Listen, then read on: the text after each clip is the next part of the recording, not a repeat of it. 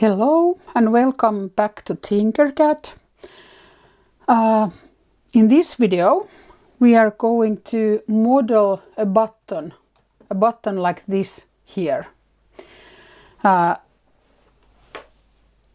We will start, of course, again by going to the work plane.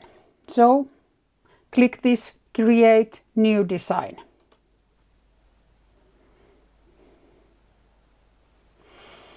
Okay, and while we are modeling a button, we of course first have to have the basic model which we can do with this cylinder shape here.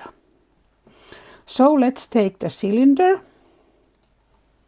like that, and I think that the button could be quite small, maybe 25 millimeters this way and 25 millimeters this way, so that the diagonal of the button will be 25 millimeters. And then the height or the thickness of the button, I think that it could be maybe 5 millimeters.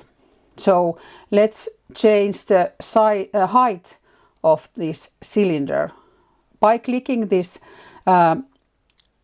white square up here, which turns to red when I go there. I click it and then I change the height of this cylinder to 5 millimeters. 5 and then enter. Now we have some kind of a button already. What we then need if we want to model a button used, for example, in your shirt, we have to have holes from which the button could be knitted to the shirt. And for holes we can of course use again this same cylinder shape, but as you can see we have already two ready holes here. One is box and the other one is cylinder. And now we use this cylinder shape here. And I think that one hole, if we make 4 holes, one hole could be 4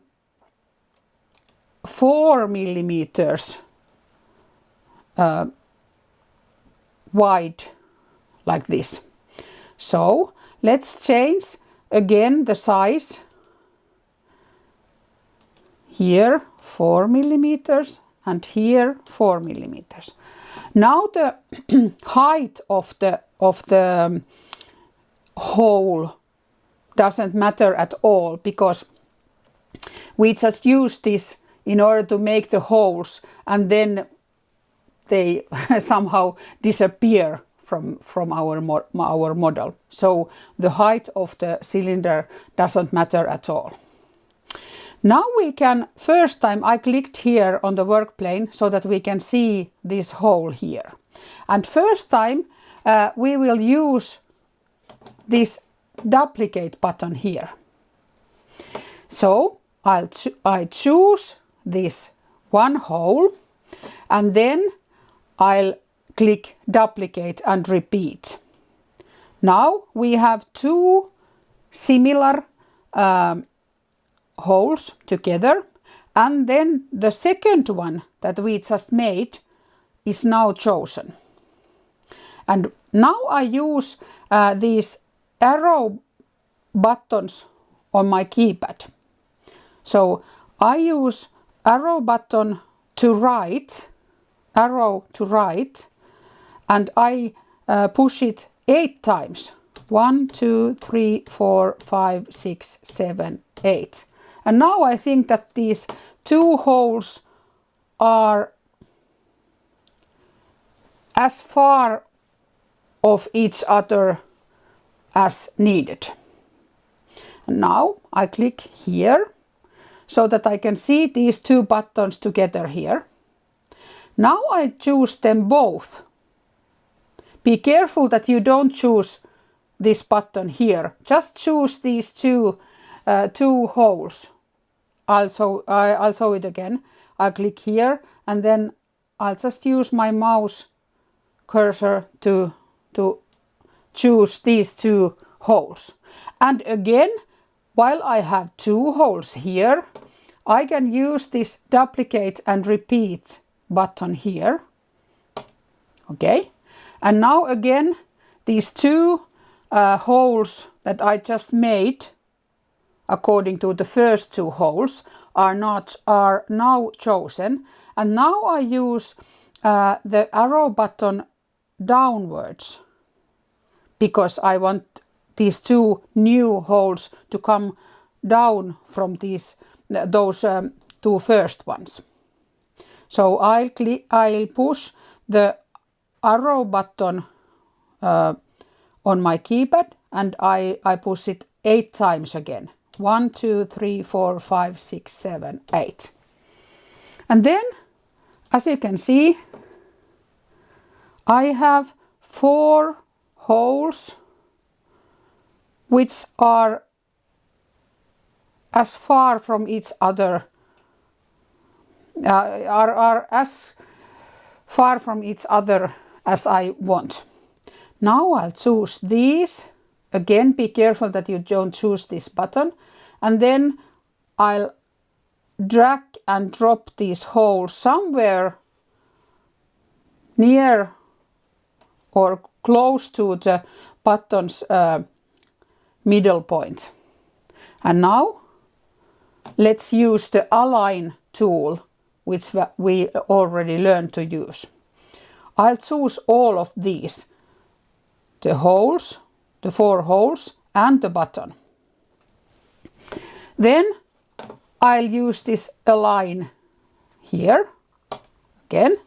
And as you can see, I liked these holes to be in the middle of the button in this direction. So I'll use this middle point and in this direction. Now, okay, as you can see, if I do it like that, I only have 1 hole there. So let's go back. What did we forget to do? Now we have these 4. Let's go a bit more back like this. And then I click somewhere here. Something that we forgot to do is to group all these, that they will be as one part in this model. When I choose all these 4 holes and I group them, as you can see, I have 4 holes which I can then move near to the button's middle point.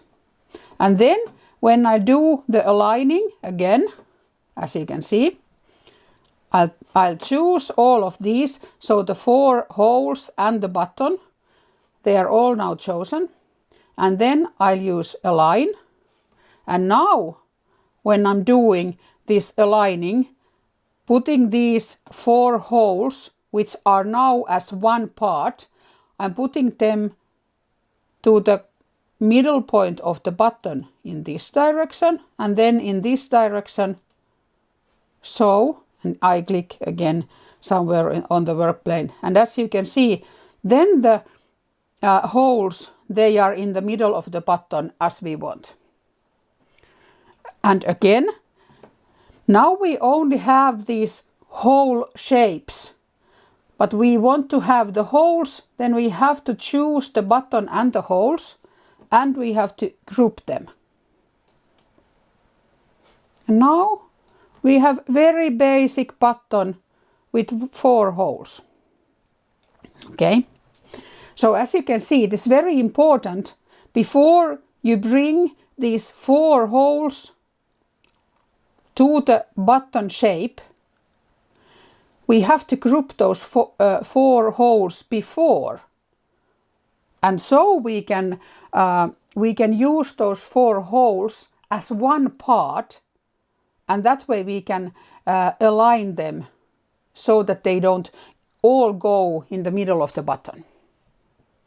That was the lesson, one lesson here.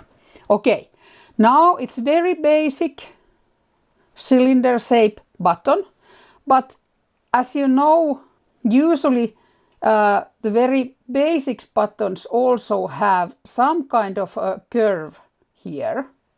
So I think that we could use a sphere as a ball to make that shape to our button.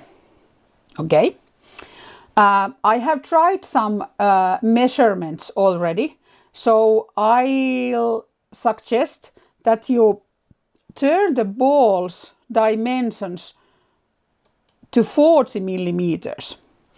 So the length and the width of the ball will be 40 millimeters. 40, and also, of course, the height of the ball can be 40 millimeters. Again, you can change it by changing the numbers, or you can just stretch the height of the ball so that it will be 40 millimeters in this direction, and in this direction. Now, if we now bring this ball to the button, as you can see, it doesn't fit there. But if we do so, that we change or we lift the ball a bit up from the work plane, and I think that 2 or 3 millimeters could be very good for the lifting. I'll now lift 2 millimeters, and for lifting this shape up from the work plane, we have to use this black cone above the shape. And then I'll bring this ball above the button, and I'll align them so that the ball's middle point and the button's middle point are in the same position. So I'll choose both of them, the ball and the button, and then I'll do a line. And I want this to be in the middle this direction, and also in the middle this direction. And then I'll click somewhere else. And then almost the last thing to do here, we change this ball. Now I'll just click the ball. Don't choose the button. You can always check which part you have chosen by seeing where this light blue line is. Now the light blue line is around this ball shape, but not around the button shape. So just the ball shape is chosen. And when the ball shape is chosen, I'll change it as whole. Do you remember? When this one is chosen, then this shape window here says if it's solid or whole. Now, when the ball is whole, as you can see, there will be some kind of a cup or curve on the button. And then the really last thing we have to do, we choose both the ball and the button. Now we can see the light blue line here, and then we group them. Okay, and now as you can see, we have quite nice button here. And again, we can change the name of this model by clicking the name that the Tinkercad has given to our model. I'll click it and I can change it to button and enter. And again, all the time that we are doing the modeling, the Tinkercad is also saving the model. So we don't have to take care of the saving. Okay, and now we can go back to the Tinkercad dashboard. And we can see that the first model we have here is the button that we just made. This was my earlier button. As you can see, I used a bit different measurements. So this is the new shape now. Okay, and now in the next video we will do a tool like this.